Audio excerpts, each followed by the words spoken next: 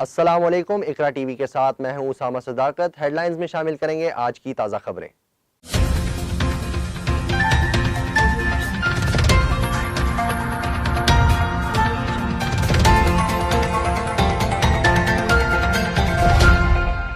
اقوام متحدہ کے سیکرٹری جنرل انٹونیو گٹرس کی عام انتخابات کے کامیاب انعقاد پر پاکستانی قوم کو مبارکباد۔ انہوں نے کہا کہ وہ پوری امید ہے کہ وہ آنے والی حکومت کے ساتھ مل کے کام کریں گے۔ پاکستانی قوم کو جمہوریت کے لیے خدمات پر خراج تحسین۔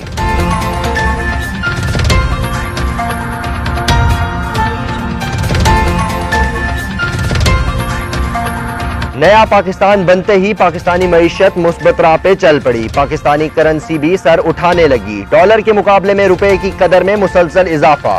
اوپن مارکیٹ میں روپے کی قدر میں 4 روپے سے زیادہ کا اضافہ۔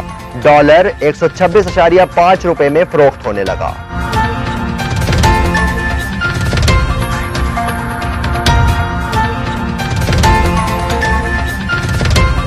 ایک اسرائیلی شہری کی ہلاکت کے بدلے قابض اسرائیلی نے فلسطینی علاقے مغربی کنارے میں مزید 400 یہودی گھر بنانے کا منصوبہ بنا لیا۔ اسرائیلی وزیر دفاع نے کہا ہے کہ یہ ہمارا زبردست جواب ہوگا۔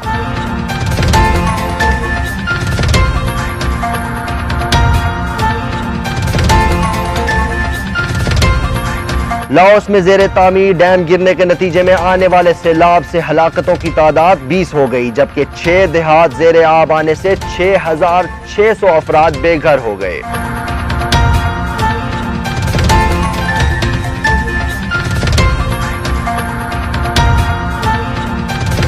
پاکستان تحریک انصاف کے چیئرمین عمران خان سے سعودی سفیر نواف سعید المالکی کی بنی گالہ میں ملاقات ہوئی۔ بنی گالہ میں ہونے والی ملاقات میں سعودی سفیر نے عمران خان کو سعودی فرمانروا سلمان شاہ کی جانب سے انتخابات میں کامیابی پر مبارکباد کا پیغام پہنچایا۔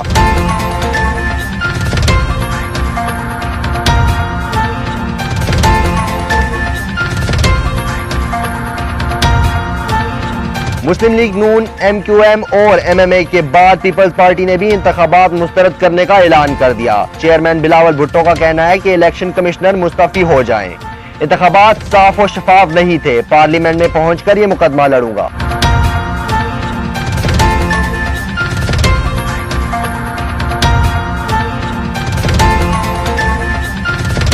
مقبوضہ کشمیر میں جدوجہد حق ارادیت کے سرگرم رہنما میر وائز عمر فاروق نے تحریک انصاف کے چیئرمین عمران خان کو عام انتخابات میں مبارکباد پیش کرتے ہوئے کہا کہ عمران خان نے میڈیا سے خطاب میں کشمیری عوام کے درد و کرب کو بیان کیا ہے اور اس مسئلے کو بات چیت کے ذریعے حل کرنے کو خوش آئند قرار دیا ہے۔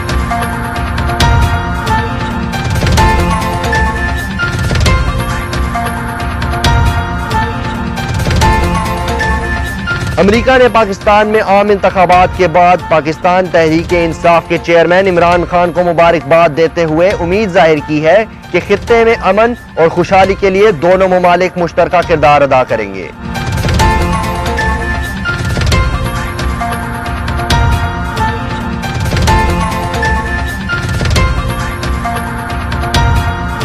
پنجاب کی حکومت کا سہرا ایک بار پھر نون لیگ کے سر پر سجے گا۔ مسلم لیگ نون نے پنجاب میں حکومت بنانے کا اعلان کر دیا۔ مسلم لیگ نون کے رہنما حمزہ شہباز کا کہنا ہے کہ پنجاب میں مسلم لیگ نون سب سے بڑی جماعت بن کر ابھری ہے اور ہم انشاءاللہ حکومت بنائیں گے۔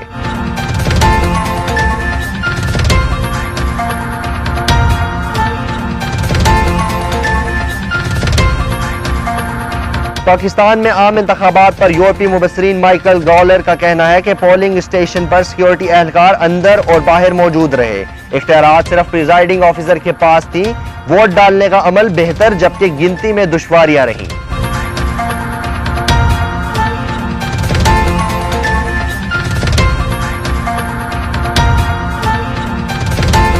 آل پارٹیز کانفرنس کا ملک بھر میں از سر نو شفاف انتخابات کروانے کا مطالبہ۔ مبینہ دھاندلی کے خلاف متحدہ مجلس عمل اور نون لیگ کی جانب سے بلائی گئی آل پارٹیز کانفرنس نے 25 جولائی کو ہونے والے انتخابات کو مسترد کر دیا۔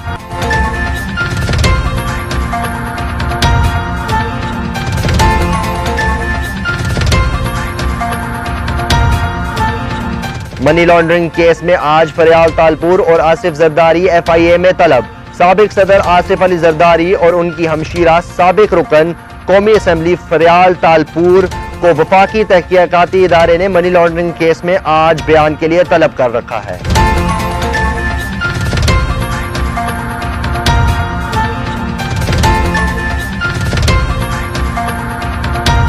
21ویں صدی کا طویل ترین چاند گرہن بلڈ مون پاکستان میں 6.25 گھنٹے نظر آنے کے بعد ختم ہو گیا۔ محکمہ موسمیات کے مطابق بلڈ مون جمعے کی رات 10:15 پر شروع ہوا اور رات 2:15 بجے تک اپنے عروج پر رہا۔ بلڈ مون ایشیا، افریقہ اور یورپ میں دیکھا گیا۔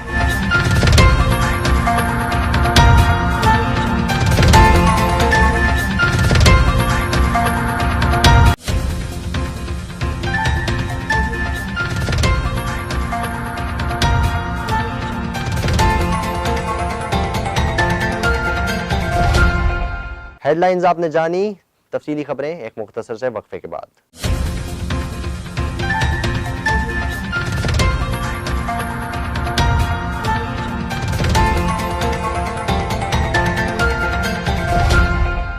پاکستان تحریک انصاف کے چیئرمین عمران خان سے سعودی سفیر نواف سعید المالکی کی بنی گالہ میں ملاقات۔ بنی گالہ میں ہونے والی ملاقات میں سعودی سفیر نے عمران خان کو سعودی فرمانروا سلمان شاہ کی طرف سے انتخابات میں کامیابی پر مبارکباد دی۔ پاکستان میں متعین سعودی سفیر نواف سعید المالکی نے بنی گالہ میں چیئرمین تحریک انصاف عمران خان سے ملاقات کی اور انتخابات جیتنے پر سعودی فرمانروا کی جانب سے مبارکباد اور پیغام پہنچایا۔ پاکستان میں انتخابی عمل کی تکمیل پر مسرت اور اطمینان کا اظہار کرتے ہوئے سعودی سفیر کا کہنا تھا کہ چیئرمین تحریک انصاف کا خطاب نہایت مثبت اور جامع تھا۔ ان کی جانب سے سعودی عرب کے بارے میں جن خیالات اور جذبات کا اظہار کیا گیا، اسے قدر کی نگاہ سے دیکھتے ہیں۔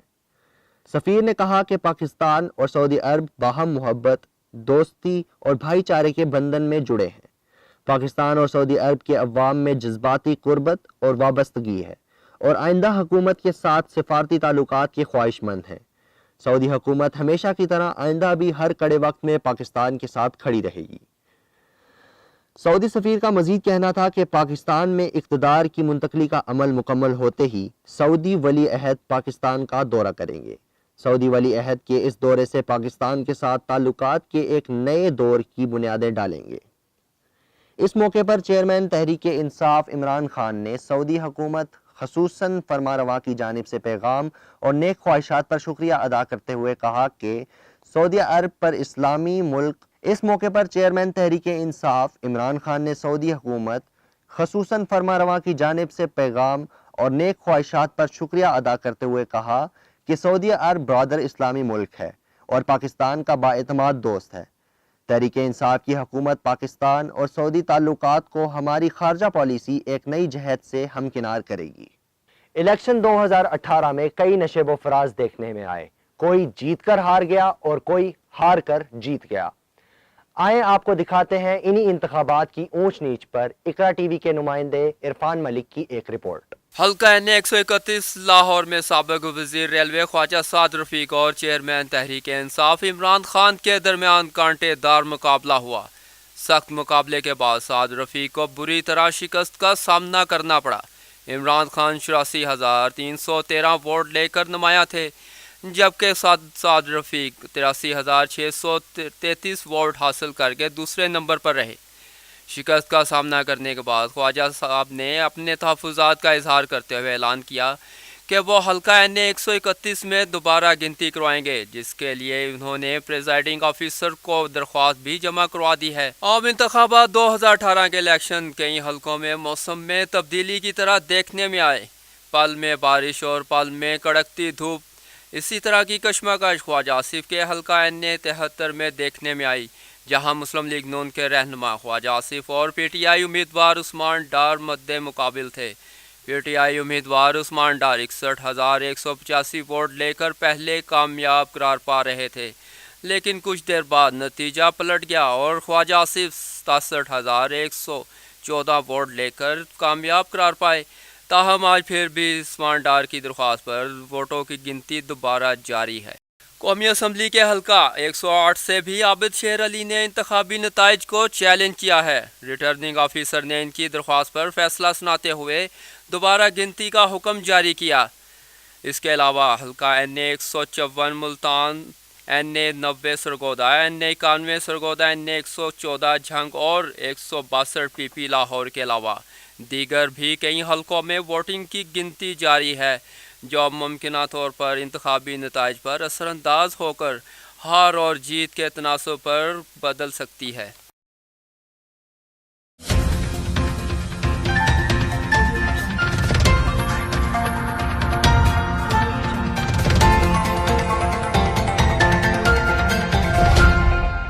फिल वक्त इकरा टीवी से इतना ही। मजीद खबरों और अपडेट्स के लिए विजिट कीजिए हमारी वेबसाइट ikratv.pk।